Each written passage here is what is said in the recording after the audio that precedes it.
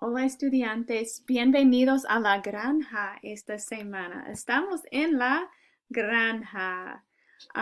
Before we read el cuento Jajá, jijí, cuac, I wanted to show you some vocabulario that will help you understand the story a little better. So listen to the slideshow. At the end, I'm going to ask you how many words you remember. So be thinking really carefully as you listen. Here we go. El granjero. El granjero trabaja en la granja. El granjero. Las vacaciones. El granjero Brown, en el cuento, el granjero Brown va de vacaciones. Va de vacaciones. Martes, miércoles, jueves. El granjero Brown va de vacaciones martes, el miércoles y el jueves.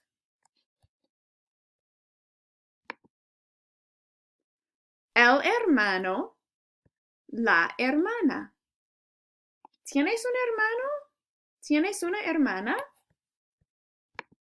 Yo sí. La señora Stackinger tiene dos hermanos y una hermana.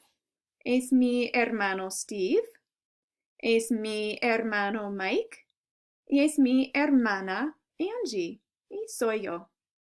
Hermano, hermana. El granjero Brown tiene un hermano también.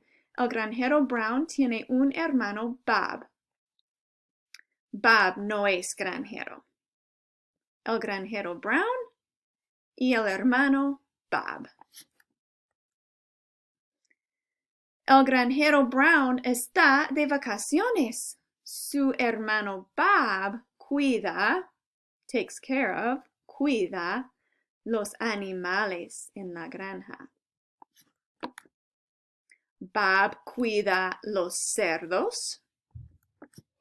Bob cuida las vacas. Bob cuida el pato. Travieso significa naughty. El gato es travieso. El pájaro es travieso.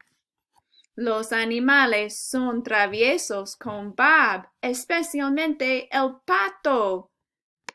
Remember el pato? El pato es muy travieso con Bob. Let's go to the end of our slideshow. How many words did you remember from our slideshow? See if you can tell a parent at home, a brother, sister, mom, or dad, how many Spanish words you remember from this video. And then listen to the story. See how many words that you hear in the story. Adios.